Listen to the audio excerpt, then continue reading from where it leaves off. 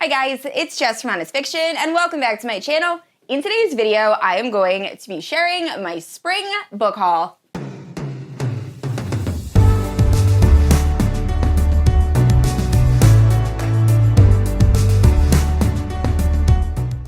Alright guys, so I know I just posted a book haul, but because of book subscription boxes and impulse buying and just things of that nature, I have acquired a decent amount of books since I last posted. So I have about 20 books on this list. They are fantasy romance, fantasy, dark romance, and then 2 or 3 contemporary romance.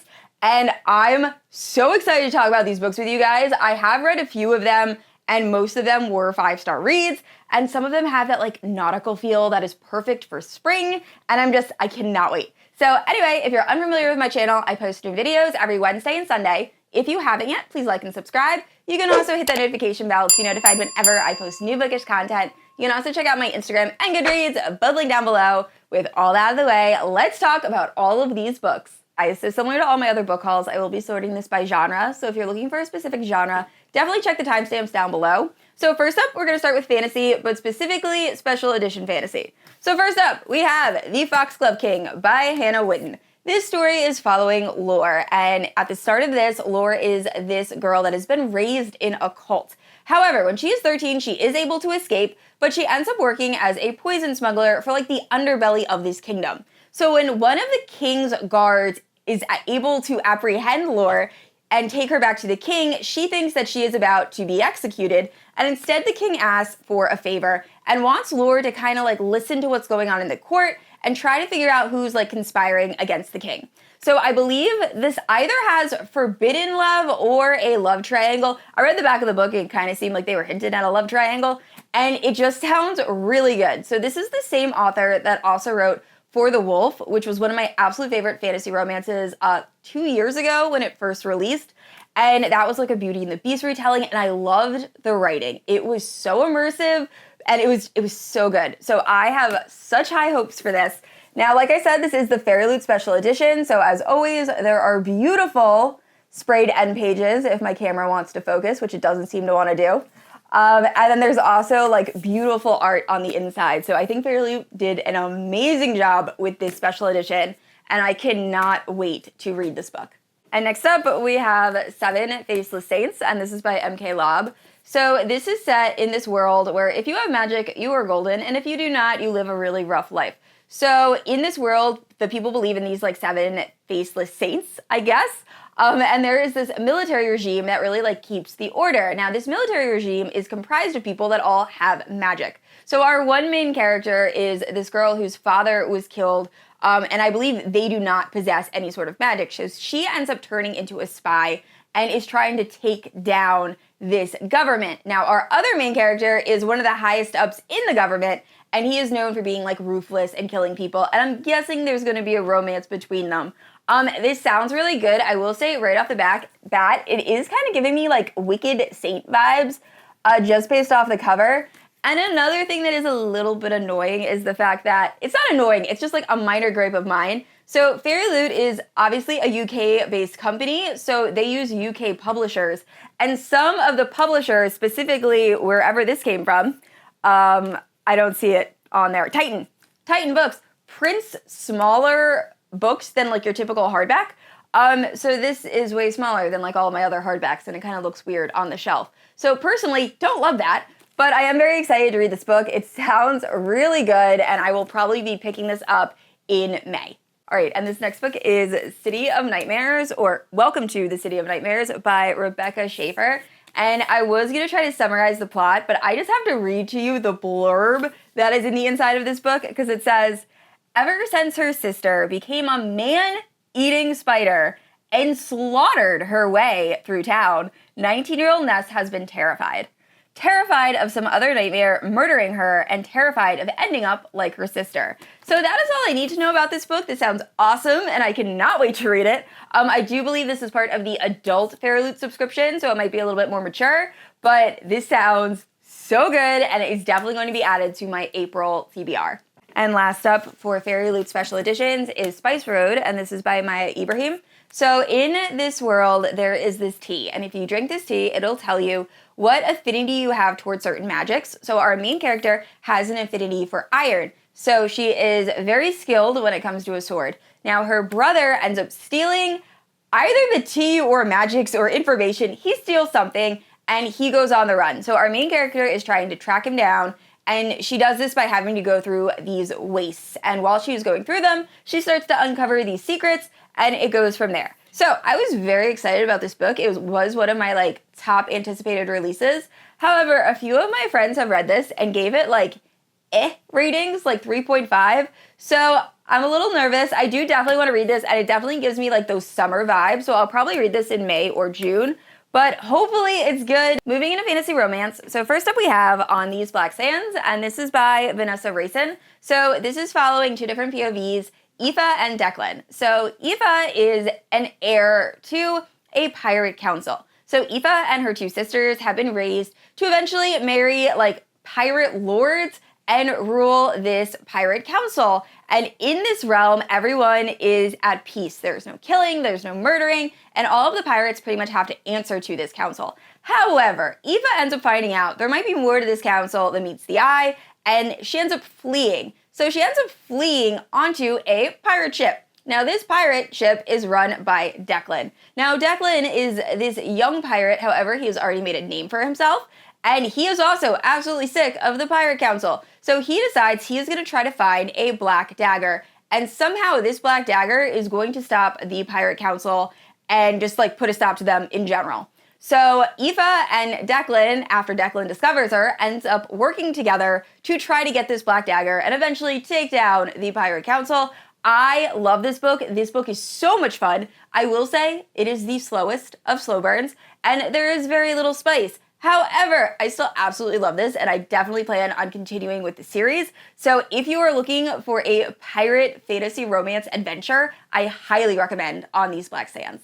And next up, we have A Kingdom of Stars and Shadows, and this is by Renee. So this story is following Adara, and Adara is a human girl, but she is born with these marks all over her body, and they make her known as Star Blessed. So in this world, the Fae kind of control the humans, and the Fae use the star-blessed humans, or use their blood, to enhance their power. So the Fae Queen decides that Adara, when she is a baby, is going to marry her son when she comes of age. So Adara lives a very lonely life. Her mother pretty much has given her up and knows that she isn't going to see her after she turns 18 and weds this Fae male. So she's just kind of been going on with life. So eventually the Fae come to collect Adara. They take her to the Fae world, and when she gets there, she meets her new husband.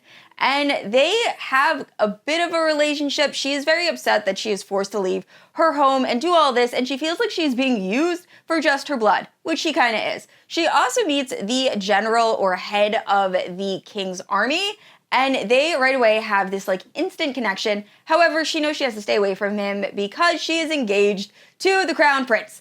And the story goes from there. So here's the thing with this book. This book had so much potential. I loved the premise, and the story right away hooks you. I was so interested. I was so invested. Some parts of the story I have seen before. It kind of gave ACOTAR vibes. But overall, I was really interested in the story. However, the last 1/3 of this book just became smut, and not in a good way. So I feel when it comes to steamy scenes, I want them to enhance the relationship. I want there to be that longing, and when they finally kiss, you're yes.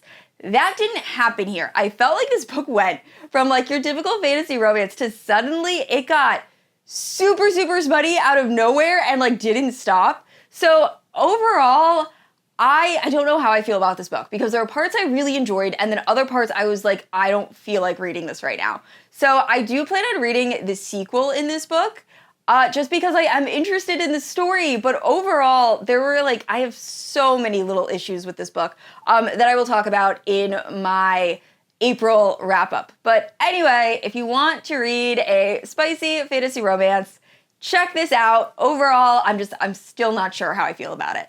All right, this next book was 100% an impulse buy, but I'm pretty sure it is a why choose Beauty and the Beast retelling that involve Fae. So I am so excited about it. And that is Bonded by Thorns, and this is by Elizabeth Helen. So I saw a quote on TikTok, and I immediately went and bought this book. Normally that doesn't work out for me, but hopefully this actually ends up being a pretty good one. So the back of this book says, I've always loved fairy tales. I never imagined I'd actually be in one.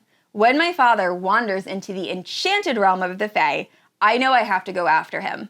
And when he gets imprisoned, I'll do anything to save him, even trade my freedom for his. I had no idea I'd end up in prison, but 4 sexy Fae males who turn into beasts at night. So I'm all in. I'm so excited to read this book, and I will hopefully be picking it up towards the end of April. And next up, we have The Coven, and this is by Harper L. Woods. So this is following a girl who was raised in isolation by her father, and she's never really grown up around other witches. That is until she has to go to Hollow Grove, which is like a witch university. And when she gets there, she starts to uncover secrets about different witches and covens, and it sounds really good. So this is the same author that wrote What Lies Beyond the Veil, which is one of my absolute favorite fantasy romances of last year. Highly recommend checking it out if you haven't yet. So I'm so excited to pick this up. The audiobook just released yesterday, so I will definitely be reading this ASAP.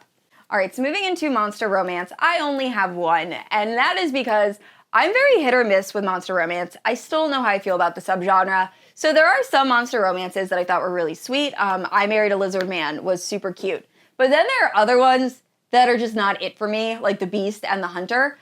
So yeah, I'm not really sure. But my friend April bought this and posted about it on Instagram, and I just thought the cover was gorgeous. And that is Morning Glory Milking Farm. Now, I have no idea what this book's about. I believe the girl is working at Morning Glory Milking Farm where they milk bulls. I don't know what else goes on. I will say, I've had a lot of people message me and say that this story is actually very, very sweet. So I'm intrigued. I have no idea. I will be reading this probably towards the end of April, and I will definitely vlog it, so look forward to that. And hopefully I enjoy it. So moving into romance, first up we have Tempt. So this is by Melanie Harlowe, and this is the Hello Lovely special edition. And I believe this is a age gap romance, and we're following a wedding planner who falls for her client's father. And honestly, it's age gap romance. I'm probably gonna love it. And this cover is absolutely stunning. So I cannot wait to pick this up later this month. All right, so this next book was another impulse buy. I was listening to Reading Sprints, and people brought up Binding 13, and it sounded really good, and I noticed that the paperback on Amazon was pretty affordable. So then it came, and she is thick. So I didn't realize how big of a commitment this book would be. Did not realize the length. It is by Chloe Walsh. I believe it is a sports romance, new adult romance, and that is all I really know about it. So if you have read this, let me know down in the comments below. What did you think of it? I have heard that it ends with like a crazy cliffhanger. So yeah, I am so curious about this book. And I probably won't be picking it up until May just because of the size. But yeah, I cannot wait to check this book out and see if it is worth all of the hype. And next up, we have Highest Bidder, and this is by Sarah Kate. This is the 4th book in the Salacious Players Club. So this one actually might be my new favorite. I think Ronan might beat Emerson by like the smallest amount. So this is following Daisy, and Daisy is working at the Salacious Players Club. She's living in the back of her van and really just like not taking care of herself. And then Ronan is an investor in Salacious, and he's also a very frequent customer. So one day, Daisy decides to participate in this auction, and Ronan ends up buying a date from Daisy for like a ridiculous amount of money. And eventually, Ronan finds out some things about Daisy and decides that he wants to take care of her. And it is their relationship, and it does have daddy kink, decent age gap. I think there's over 20 years between them. But I loved their relationship. I just love that Ronan wanted to do everything in his power to take care of Daisy. And it was such a sweet story, but also some really good spice. So highly recommend overall the Salacious Players Club. I've loved every single book I've read. I think the lowest I've rated was Eyes on Me, and that I still gave 3.5 stars. So highly recommend, definitely pick this up. All right, and last up we have Mafia Target, and this is by Mila Finelli. This is the 4th book in the Kings of Italy series, and this is following Giulio, who is Fausto's eldest son from the original duology. And at the start of this, I'm pretty sure he's still like starting a new life. He's trying to like disassociate from the mafia. And I think he falls in love with the hitman that was assigned to kill him. So this should be really good. I want the best for Giulio. He has been through a lot and he deserves happiness. So I will definitely be reading this as soon as the audio becomes available. All right, guys, that is it for my book haul. Thank you so much for watching, and please let me know down in the comments below if you have read any of the books I mentioned. And I said this already, I post new videos every Wednesday and Sunday, and if you haven't yet, please like and subscribe. I will see you all next week. Bye!